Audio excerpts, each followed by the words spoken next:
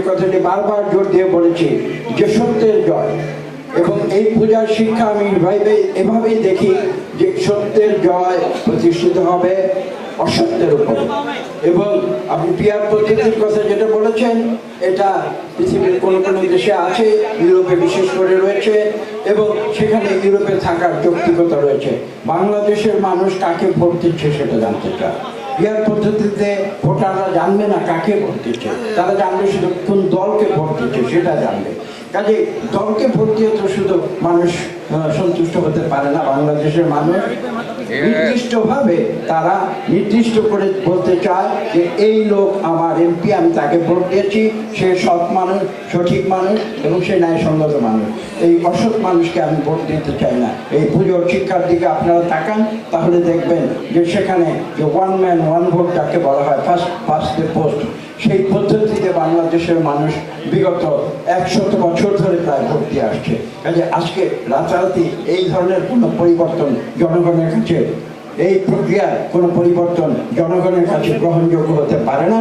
এবং তারা পিয়ার পদ্ধতি যে কি বলতে চায় সেটাই কিন্তু বাংলাদেশের অধিকাংশ মানুষ তারা জানে না। কাজে সেই পদ্ধতিতে তারা কিভাবে ভোট দেবে? পুজো, ষষ্ঠী পুজো, যে পুজোর যে আমরা আমাদের বাঁ দিকে তাকান, সেখানে যেটা দেখতে পাচ্ছি, আপনারা দেখুন, উপরে তাকিয়ে দেখুন, অসুরকে বধ করা হচ্ছে। অর্থাৎ অন্যায় যাতে এই সমাজে না থাকে সেটাই কিন্তু আমরা চাই।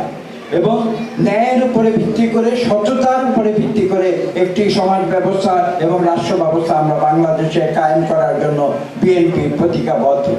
এবং সেই বিশ্বাস যদি এখানে বাংলাদেশের প্রতিটি নাগরিক তাদের অন্তরে ধারণ করে, তাহলে আপনি যে প্রশ্ন করেছেন যে এই পাহাড়ি এলাকা, সমতল এলাকা, সমুদ্র তীর এলাকা, আমি বিশ্বাস করি এখানে কোনো মানুষে মানুষে এই দেশে প্রভেদ থাকতে পারে না। আমরা মানুষে মানুষের প্রভেদে বিশ্বাস করি। আগামী ফেব্রুয়ারির প্রথম ভাগে বাংলাদেশে একটি সুষ্ঠু নিরপেক্ষ নির্বাচন অনুষ্ঠিত হবে।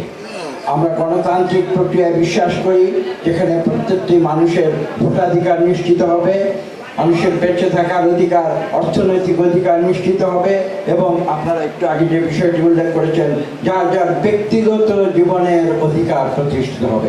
তার অর্থ হচ্ছে এখানে সবাই সুখে শান্তিতে বসবাস করবে পাশাপাশি, এবং যার যার ধর্ম এবং কৃষ্টি তারা ঠিক সমানভাবে তারা পালন করবে। আমি বিশ্বাস করি আগামী যে নির্বাচন নিয়ে আপনি যে প্রশ্নটি করেছেন, এখানে কোনো আশঙ্কার কোনো কারণ থাকতে পারে না। আমরা বাংলাদেশ সৃষ্টি হয়েছিল গণতন্ত্রের জন্য, গণতন্ত্রকামী মানুষ, এবং আমরা মানুষের সমান অধিকার, মৌলিক অধিকারে বিশ্বাস করি। সেই বিশ্বাসে আমরা যতক্ষণ অটুট থাকবো তখন বাংলাদেশের ঐক্য কেউ রোধ করতে পারবে।